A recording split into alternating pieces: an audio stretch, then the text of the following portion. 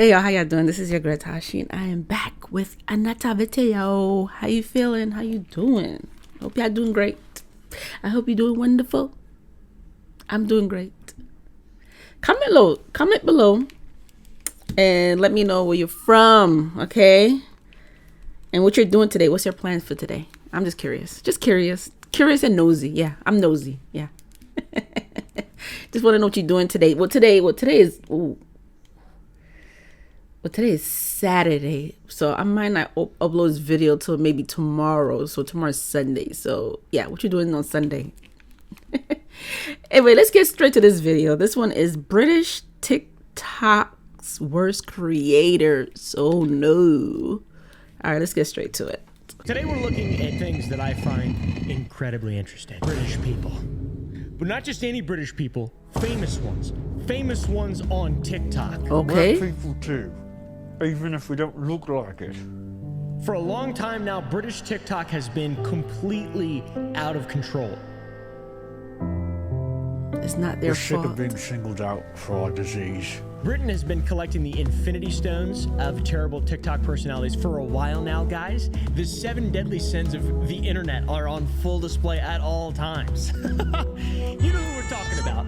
Paul, Mizzy, Elphaba, James Corden, and old Greg. And there's more. There's also good ones. My favorite swear words are bollock, shit, and fuck. A lot of stuff has happened with Paul over the last couple months. Since I first discovered him, I've stayed out of anyone else's videos that have been made on him. I've just been consuming TikTok for around 35 minutes to an hour a day. And I see him almost every single day in some form or another. Mizzy, where did you find her? At the chip shop. This man is literally world famous. He has accumulated over 900,000 followers. I assume all British people. I don't really know. I'm gonna take this hat off. By the way, this is just Paul's current account. He has 900,000 followers now. He's been banned in the past multiple times. What? And he still is allowed to create content. I'm gonna be honest, I have no idea who this guy is. I'm gonna have to go check him out. I have no idea who he is. Every single time. I guess because his bans may be your fault. Well, no, that his channels don't come. I don't know, but I know people mass report him. All right.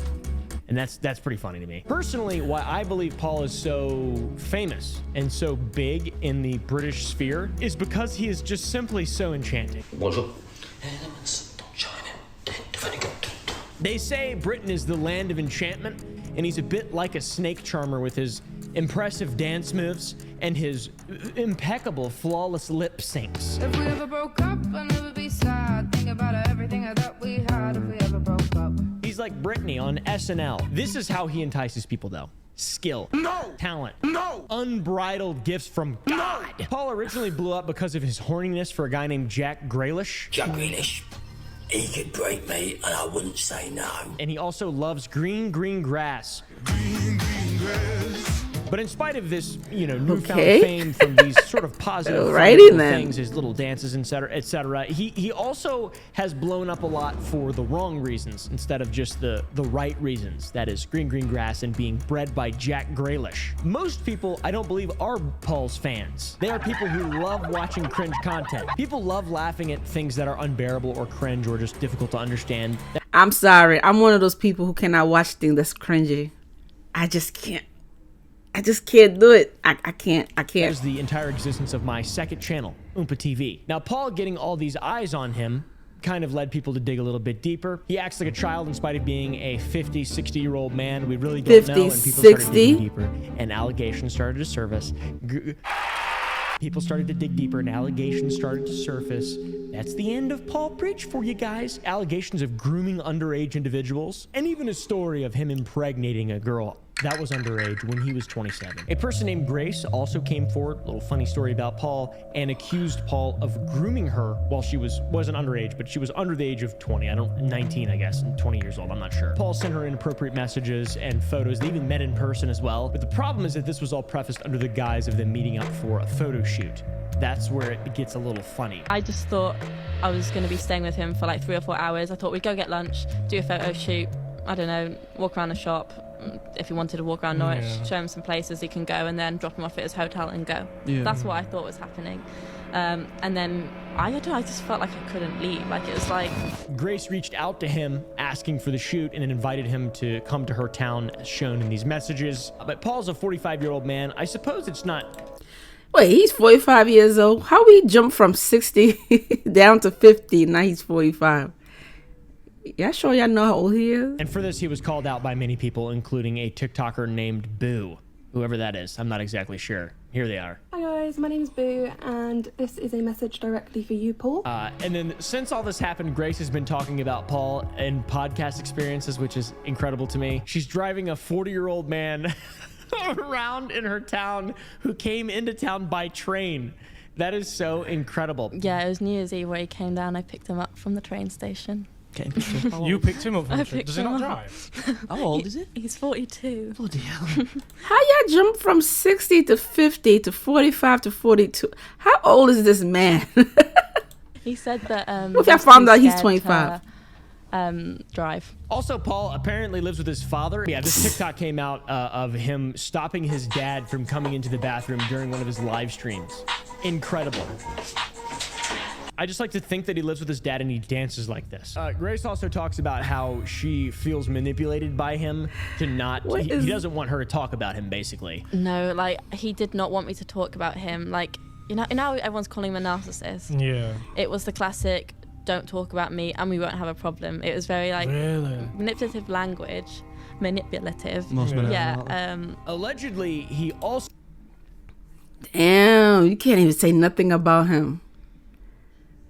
I don't know. I don't know much about him, so I can't. That is crazy. Gotta be careful. Be careful. Threatened to sewer slide himself to her. Ooh. And then he pulled the I want to end my life card. Yeah, and then he did the classic go silent for like a couple days so people get worried, and then people were like messaging me saying, well, if you yourself, then you've got blood on your hands. Oh, trying to put it on you. You're starting to see how the whole interaction is bad beyond just how it looks aesthetically. She also talked about him earning 25 grand on Cameo in 6 months, which is so amazing, dude. There are so many people buying Paul Breach cameos. What the fuck? What in the world is going on?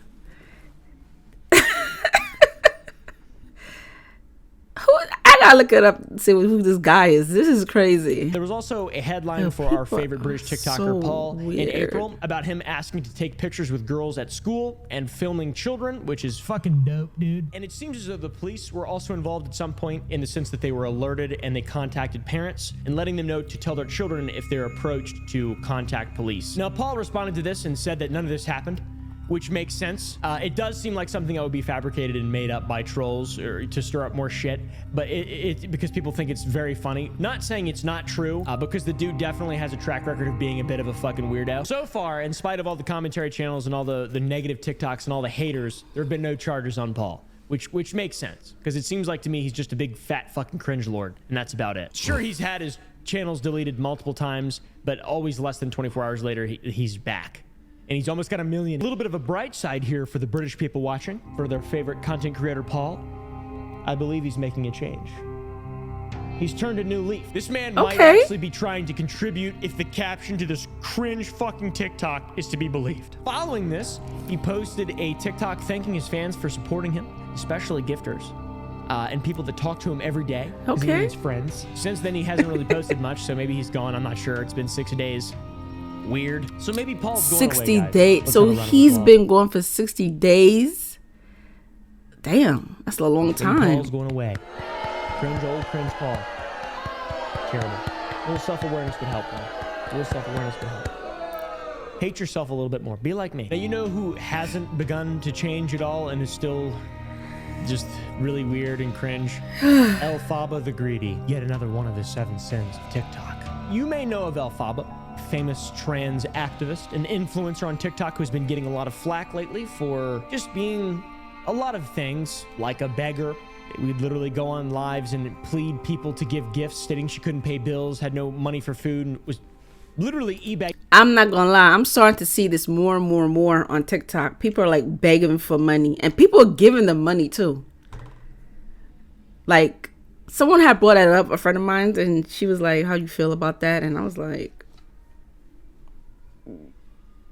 if you want to beg for money, I personally don't see anything wrong begging for money. People people are struggling. People are going through things, you know. If other people want to give them money, I don't see why is that anybody else's business.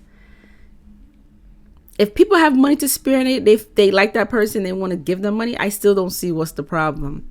Nowadays, people don't have no shame to even ask for money. Like, hey, if somebody want to give you money, I don't see the problem. I don't see the problem for her stuff instead of getting a job or having respect for the influence you have.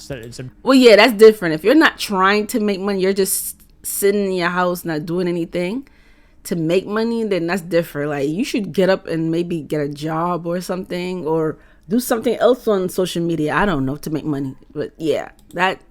Begging. And in reality, she didn't use this money for bills or anything like that. No. She used money for shoes, dresses. Elphaba begs for gifts so she can buy a £80 Sarah dress to wear to the Let's do £100 hearts then. It was seen many times that these were just things she would wear once and then throw away and just toss in the rubbish. Another massive thing that people really don't like about Elphaba is her lack of hygiene. She personally states that it is for mental health reasons, which if you're not cleaning yourself, if you're not being hygienic and taking care of your body, which is very important, by the way, for mental health reasons, you probably should go try and improve your mental health before you're begging on TikTok as well. I think that's very low on the totem pole of Maslow's hierarchical needs, but since it's going to be worse if you're just appearing as someone who is gross and unhygienic. You're going to get bullied for good reason, because it's gross, it's bad, it's unhealthy, it's dangerous for people around you. You could literally be you could cause an outbreak of scabies. You could be on the bioterrorism wanted list like other TikTokers. Just kidding. Now, in spite of all the hate that Elphaba just gets from trolls in general, she also gets hate from her own audience for always claiming that she has autism, and she has a self-diagnosis, and that is sound and it's not that deep, which could be true. But at the same time, I think a professional diagnosis in this instance is intelligent. It's like everybody's self-diagnosing themselves. You don't know, like... Everybody, I don't know if it's this generation, but this generation is like everybody's labeled themselves that they have this, they have that, and no one have yet to go see the doctor to even see if they do or not. It's like, I have this. I hear people have what do you call it, ADHD or whatever you want to call it. They have autism. They have this, and then none of them have went to the doctor. It's like, I don't know. It's like a trend, to be honest. Everybody's labeling themselves now. It's crazy. There's a lot of problems going on that are none of my business in reality, but at the same time, it's on TikTok. Freedom of speech, I guess. Oh, and also she did say in Discord that she was not autistic as well, and that she didn't have autism, which is pretty funny. So faking autism, not enough. How about faking Tourette's, my friends? How about faking some Tourette's? Imagine just faking anything. Any disease, disorder, disability. Oh, what is wrong with you? Oh my God, that is so yucky. It's just unbecoming. What the fuck is wrong with you? Stop posting. They don't even seem real to me. I understand they're real people, but it just doesn't seem real.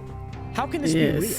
How can these people be real? Now, on top of the head lice, disgustingness, and also about shit all the time, the biggest controversy Elphaba has been in is with the trans community, where she was kind of seen as a spokesperson, but the community didn't understand why she stopped her transition. And this wouldn't really be a problem if she hadn't claimed that she was going to be spending her own money, but then continually just asked for money to help her in the process of transitioning. And this got a lot of the community very, very, very mad at her, guys.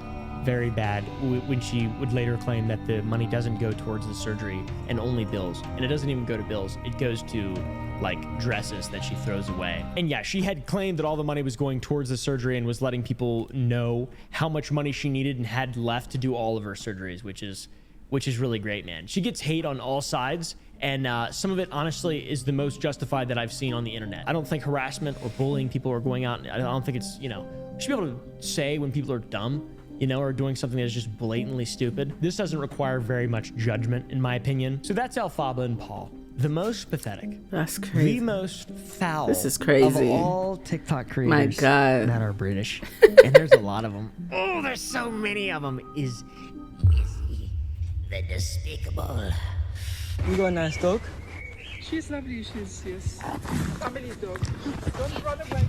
Being gang, whole lot of gangs. We outside. Oh, dude, I fucking hate this guy. Please tell me that has to be fake. There's no way in hell he just did that. He knew the lady. He knew the lady, or that's his dog. There's no way in hell. He sucks. He sucks. His videos literally make my blood boil. If you've spent even a modicum of time on the internet in the last month, you've seen the outrage surrounding this prankster, who's actually just a fucking criminal that calls his crimes pranks. Stole a woman's dog, entered people's homes, and now, guys, entering people's homes, just hijacking a fucking wait, train. that's the same guy. Go to jail forever. How is that just... Hey, how did you get in there? Hey, let me get in here. We outside. Hey, the man, let's go.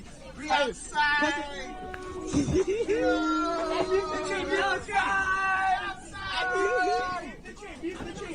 Hello, can I call the police? The people on the train. Reality. Just go to jail for. Okay, so I'm thinking. Okay, I wasn't paying attention at first. I thought it was like an empty train, abandoned somewhere. I just saw people sitting down on the train. If I seen something like that on the train, I'm getting off. Because what if one of these kids press a button and they're not supposed to press? I mean, obviously, you know, the conductor usually have a key to start the train. So they wouldn't be able to, but still, you never know. Anything could happen. Anything's possible. That is scary. And they definitely should get locked up for that. That is crazy. And why did the conductor left it open? He should get fired for that. Like, forever. What is going on? Because it shouldn't be that easy. Dude got arrested for this one, by the way. And it happened before all the other clips he's getting called out for. He's also seen wearing one of these awesome hats that he had stolen, which is fucking amazing too. He just stole this man's hat. Dude committed an actual hate crime against Jewish people. Police have been looking for him. He turned himself in. Of course, it was filmed. The clout chase never ends. And then clout chasing never ends, for real. These people are doing anything for views, and it's the people who are sitting there watching and thinking it's so cool. I mean, obviously, it's the young people that's watching his videos, and they enjoy those type of videos, which is sad. Like, then Mizzy paid a fine of $400 and was back out in the wild. The only he should get situation charged was that he more than couldn't that. film people without their consent, and he can't just trespass. Apparently, that's just legal in Britain. And he's also banned from a shopping center in East London. He then decided to hijack a train instead because that wasn't specifically outlawed in his court order. And more virality, the cycle begins yet again. My guy just can't catch a break. He's also been banned from TikTok, which is great. That is really good. He's on Twitter now, I think, which fucking sucks. And on May 31st, this year of our Lord, Mizzy uploaded this video to Twitter addressing all the concerns of the public. Mizzy and Bakari are two different people, isn't it? Bakari is the mastermind behind Mizzy, and I know Mizzy has made some harsh decisions and harsh pranks. Like, not all my pranks are bad. Like, the media picks and chooses what pranks they want to put out there for people to have their own opinion on, and that's why all of this controversy started. My guy now is pretending to have multiple personalities. I can't stand James Corden because he replaced my favorite late night host, which was Craig Ferguson. Oh my God, what a legend. And then to be replaced by James Corden. Oh fuck, I fucking hate James Corden so much too. I feel bad for him a little bit because how much people hate him. Deserved. So are British TikTokers inherently bad? Not necessarily at things. I don't think all of them. Just easily identifiable with their there's some good and bad accents, their disgusting breakfast choices, so they stick out like sore peckers when one of them does something terrible. Also, just joking. I know British people are just like you and me. Make sure you subscribe to my channel and check these videos I have, and I'll see y'all later. Peace.